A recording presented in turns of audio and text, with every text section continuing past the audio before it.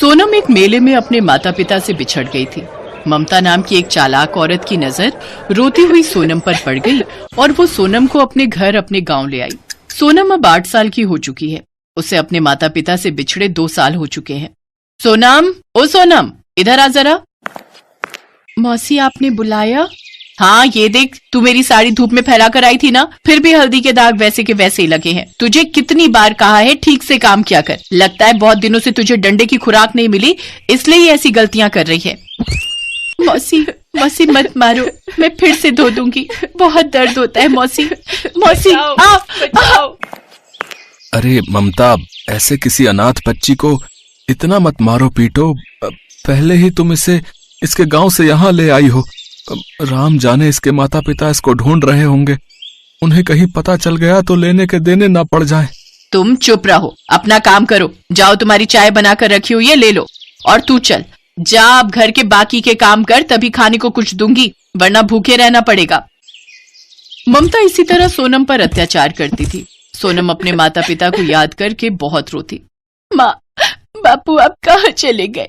मुझे आपकी बहुत याद आती है। मौसी मुझे बहुत मारती है, मेरे से सारे घर के काम करवाती है। हाँ बापू, आप कहाँ हो? कहाँ हो आप?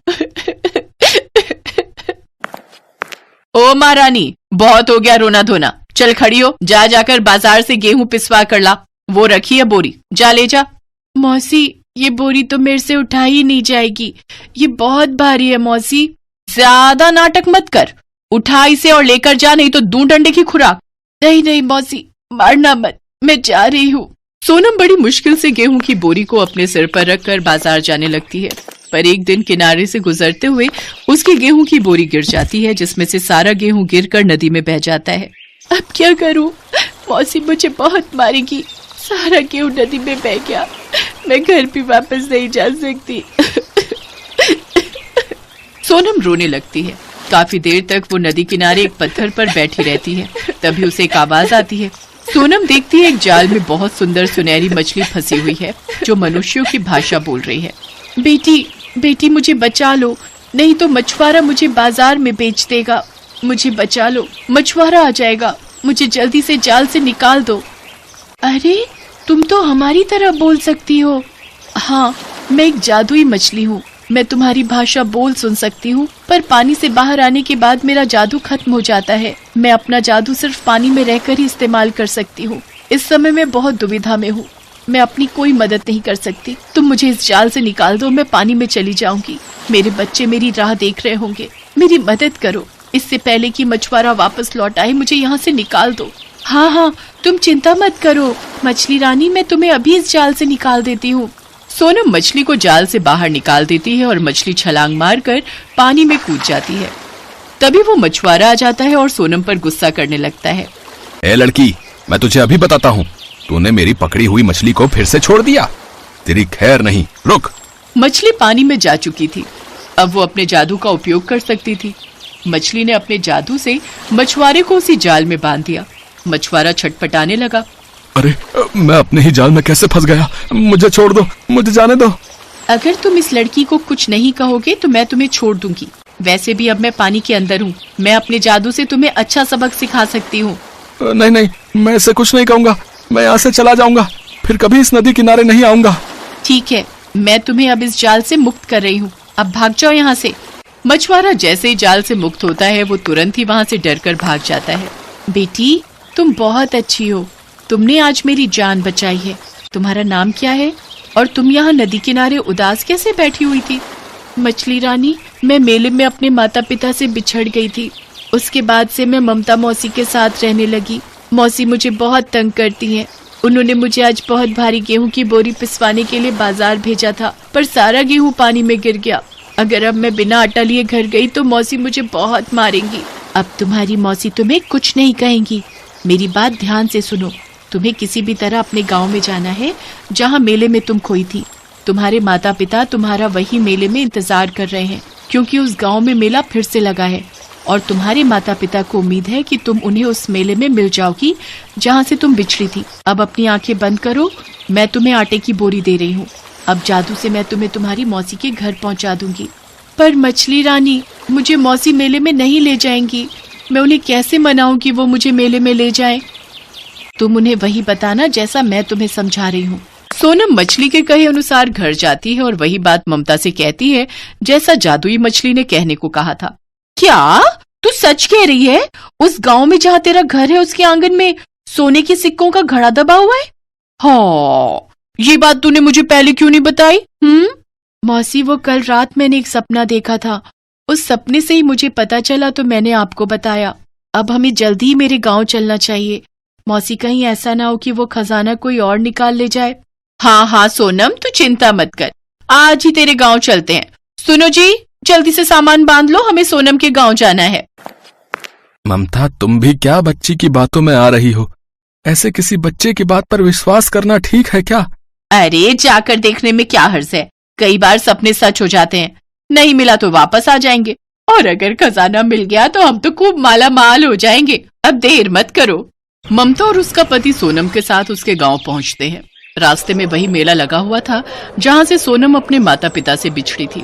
मौसी, अब हम गांव आ ही गए हैं तो मेरे घर जाने से पहले एक बार बस हम मेले में घूम लें। मुझे अपने माँ बापू की याद आ गई। मुझे पता है मैं यहीं से अपने माँ बापू से दूर हुई थी। हाँ, क्यों नहीं, आराम से पहले मेला घूम ले। घर कौन सा दूर होगा? वैसे तेरा घर कितनी दूर है?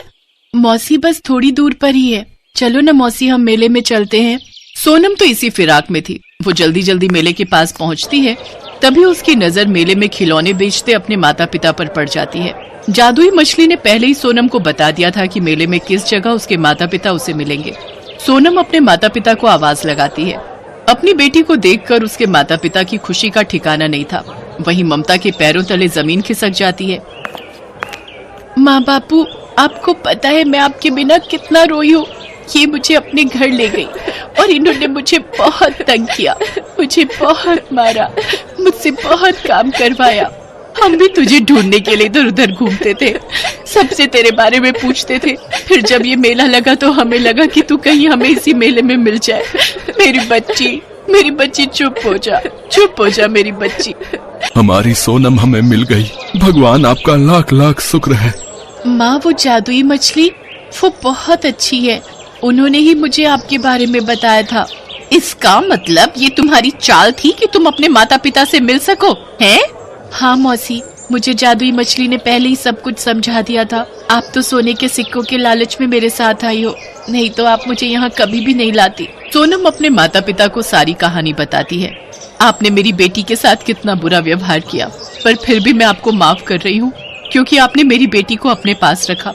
पर कभी भी किसी के भी गरीब अनाथ बच्चों के साथ ऐसा व्यवहार मत करना, नहीं तो भगवान कभी क्षमा नहीं करेंगे। आप ठीक कह रही हो बहन जी। शायद इसीलिए आज शादी के 9 साल बाद भी हमारी खुद की कोई संतान नहीं है। ममता, मैंने तुम्हें कहा था किसी गरीब अनाथ बच्ची को मत परेशान करो। चलो अब वापस चलते हैं, हमें माफ करना सोनम बेटा। ममता अपने पति के साथ वापस अपने गांव लौट जाती है। जादुई मछली के कारण सोनम को उसके माता पिता मिल गए और सोनम की जिंदगी में फिर से खुशियां आ गई। दिल्ली शहर में रमेश और टीना दोनों भाई बहन थे और उनके माता पिता एक बाढ़ के कहर का शिकार हो गए थे। उनके पास ऐसा कोई नहीं था जो उनका ख्याल रख सके। एक दिन वो दोनों खाने की तलाश में एक गली से दूसरी गली भटकते रहते थे। रमेश अपनी बहन टीना से बोलता है, दीदी, मुझे बहुत भूख लगी है। आज सुबह से कुछ खाने को नहीं मिला है। मुझसे और भूख बर्दाश्त नहीं हो रही। रमेश, बस थोड़ा और इंतजार कर, हमें कुछ खाने को मिल ही जाएगा। तू चिंता मत कर, चल हम दूसरी गली में चलकर देखते हैं। दूसरी गली के बाहर एक गेट लगा हुआ था। उसके पास ही एक चौकीदार बैठा हुआ था। रमेश और टीना गली के अंदर जा ही रहे थे, तभी उन दोनों को वहां बैठा चौकीदार रोकता है। अरे अरे, कहाँ जा रहे हो? हैं? चलो निकलो यहाँ से, चलो। अंकल, हमने सुबह से कुछ नहीं खाया है, हमें अंदर जाने दो, क्या पता कोई हमें खाना दे दे। अरे यहाँ भीख मांगना मना है। चलो चलो, जाओ यहाँ से। दोनों बच्चे उदास होकर वहां से चले जाते हैं। तभी वो दोनों बच्चे चलते चलते एक घर के बाहर पहुंचते हैं। वहां एक महिला थी। माताजी, कुछ खाने के लिए दे दो ना, बहुत भूख लगी है। मेरे भाई ने कल से कुछ नहीं खाया है। चलो चलो भागो यहाँ से, पता नहीं कहाँ कहाँ से आ जाते हैं, इनका तो काम ही यही है। वो औरत भी उन दोनों को कुछ नहीं देती और अपने घर से भगा देती है। रमेश भूख से बेहाल हो रहा था। सुबह से चल चल कर थक गया था। चलते चलते वो दोनों एक बड़े से घर के सामने आकर रुक जाते हैं और आवाज लगाते हैं, सुनिए, कोई हमें खाना खिला दो। सुनिए, घर में कोई है क्या? क्या कोई हमें खाना दे सकता है? हमने कल से कुछ नहीं खाया है। तभी उनकी आवाज सुनकर एक लड़की घर से बाहर आती है। अरे, कौन हो तुम और ऐसे भीख क्यों मांग रहे हो? तुम्हारे माता पिता कहाँ हैं? उस लड़की की बात सुनकर दोनों बच्चे उदास हो जाते हैं। हमारे माता पिता नहीं रहे, हम दोनों अकेले हैं, इसलिए हम भीख मांग रहे हैं। क्या हुआ आपके माता पिता को? हमारे गांव में 2 दिनों से बहुत तेज बारिश हो रही थी और पास ही बने बांध में पानी का स्तर भी बहुत बढ़ गया था। इसी कारण मेरे पिता ने मेरी माता से कहा था, सरला, हमें जल्दी ही इस गांव से निकलना होगा। पानी का स्तर बहुत तेजी से बढ़ रहा है। मैंने सारा सामान बांध लिया है, हमें अब यहाँ से निकलना चाहिए। टीना बेटा, तुम अपने पिताजी के पास जाओ, रमेश को मैं उठा लूंगी। सभी गांव वाले अपने अपने घर छोड़कर जाने लगे थे। पानी का स्तर बहुत तेजी से बढ़ रहा था। मोहन और सरला अपने बच्चों को लिए आगे बढ़ रहे थे। तभी उनके पास एक बोट आती है। देखिए, अभी बोट में बैठने के लिए कोई जगह नहीं है, आप दूसरी बोट का इंतजार करिए, ठीक है? पानी का स्तर बहुत बढ़ गया है साहब, आप हमारे बच्चों को ही बस बैठा लीजिए। वो सिर्फ हम दोनों को ही बोट में बिठा लेते हैं, हमारे माता पिता वहीं रह जाते हैं और हमारी बोट जैसे ही आगे बढ़ती है, दूसरी ओर गांव में बना हुआ बांध टूट जाता है और पानी का सैलाब सबको अपने साथ बहा कर ले जाता है। उसी बाढ़ में हमारे माता पिता भी बह गए थे। अभी हमारे पास ना तो घर है और ना ही खाने के लिए खाना। अच्छा, तुम दोनों यहीं रुको, मैं तुम्हारे लिए कुछ खाने के लिए लाती हूँ। ये कहकर वो लड़की घर की ओर खाना लेने चली जाती है। रमेश और टीना वहीं घर के बाहर बैठकर उस लड़की के आने का इंतजार करते हैं और तभी उस घर में एक गाड़ी आती है और उस गाड़ी में से एक महिला बाहर निकलती है और जैसे ही वो रमेश और टीना को देखती है, वो गुस्से में तुरंत ही चिल्लाते हुए बोलती है, कौन हो तुम और यहाँ मेरे घर के आगे क्यों बैठे हो? निकलो यहाँ से। पता नहीं कहाँ से आ जाते हैं। वो महिला बहुत ही अमीर और घमंडी थी। जी, हमें भूख लगी है, वो दीदी हमारे लिए खाना लेने के लिए अंदर गई है। ये काव्या भी पता नहीं किस किस को बिठा लेती है। तुम दोनों उठो और भागो यहाँ से जल्दी से। वो औरत रमेश और टीना की कोई बात नहीं सुनती और उन्हें वहाँ से भगा देती है। तभी वो लड़की काव्या खाना लेकर घर से बाहर आती है और वो देखती है कि वो दोनों बच्चे तो वहाँ हैं ही नहीं। अरे, वो दोनों बच्चे कहाँ चले गए?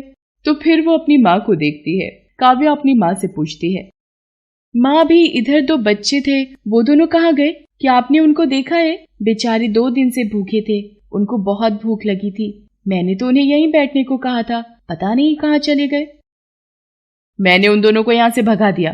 तो ऐसे किसी की भी बातों में मत आया कर। तुम्हें ये कितनी बार समझाया है, ये सिर्फ गरीब दिखते हैं लेकिन ये बहुत चालाक होते हैं। मौका मिलते ही चोरी करके रफू चक्कर हो जाते हैं। माँ, वो दोनों बहुत अच्छे थे। उन बच्चों के माता पिता बाढ़ में बह गए थे, अब उनका कोई नहीं है, इसीलिए वो भीख मांगकर अपना गुजारा कर रहे हैं। काव्या की माँ उसकी बात नहीं सुनती और वो दोनों घर के अंदर चले जाते हैं। काव्या भी अपने कमरे में चली जाती है लेकिन अभी भी काव्या उन बच्चों के बारे में सोचती रहती है। पता नहीं उन बच्चों को कहीं खाना मिला होगा भी या नहीं। और काव्या भगवान गणेश जी से प्रार्थना करती है, हे गणेश जी, जैसे आप मेरा साथ देते हो वैसे ही उन बच्चों पर भी अपनी कृपा करना। और दूसरी तरफ रमेश और टीना खाने के लिए दर दर भटक रहे थे। दीदी, मैं बहुत थक गया हूँ, चलो ना कहीं हम बैठ जाते हैं। ठीक है रमेश, अगर कोई पेड़ दिखेगा तो हम इस पेड़ के नीचे बैठकर थोड़ी देर आराम कर लेंगे। ये कहकर वो थोड़ी दूर आगे बढ़ते हैं। तभी उन्हें एक पेड़ दिख जाता है और वो दोनों उस पेड़ के नीचे बैठ जाते हैं। दीदी, हमें कोई भी खाना नहीं देगा तो हम ऐसे ही भूखे मर जाएंगे। रमेश, तू यहीं आराम कर, मैं उस मंदिर के पास जाकर देखती हूँ। ये कहकर टीना मंदिर की तरफ जाती है। तभी उसे रास्ते में एक औरत मिलती है। वो एक फूल वाली थी। उसके ठेले का पहिया एक गड्ढे में फंस गया था। टीना उसके पास जाती है। क्या मैं आपकी मदद करूं? हाँ बेटा, मेरे ठेले का पहिया इस गड्ढे में फंस गया है, तुम मेरे साथ इसको धक्का लगवा दो। टीना उस औरत के साथ ठेले पर धक्का लगवाती है और ठेला गड्ढे से बाहर आ जाता है। धन्यवाद बेटा, क्या नाम है तुम्हारा? मेरा नाम टीना है आंटी। क्या आपके पास कुछ खाने के लिए है? मेरा भाई बहुत भूखा है। बेटा, अभी तो मेरे पास कुछ नहीं है। क्या तुम यहाँ अकेले हो? हाँ, हम दोनों भाई बहन ही एक दूसरे का सहारा हैं। ये बात सुनकर उसको उन पर दया आ जाती है। मेरा नाम सुधा है, तुम मेरे साथ मेरे घर चलो, मैं तुम्हें वहाँ कुछ खाने को दे दूंगी, मेरा घर यहीं पास में है। टीना और रमेश सुधा के साथ चल देते हैं। वहाँ पहुंचकर सुधा उन दोनों को खाना देती है। दोनों बच्चे खाना खाने लगते हैं। उनको खाना खाते देखकर लग रहा था कि वो दोनों कई दिनों से भूखे हैं और उन्होंने कुछ नहीं खाया। दोनों की हालत देखकर सुधा की आंखों में आंसू आ जाते हैं। धन्यवाद आंटी जी। धन्यवाद बेटा मेरा नहीं, गणेश जी का करो, क्योंकि उनकी ही कृपा से हम मिल पाए हैं। मैं भी अकेली हूँ इस दुनिया में, पर अब हम सब मिलकर एक साथ रहेंगे। टीना और रमेश ये सुनकर बहुत खुश हो जाते हैं। उसी दिन से वो तीनों साथ में रहते हैं और तीनों ही फूल बेचने भी जाया करते थे और वो एक परिवार के रूप में प्रेम से रहने लगे।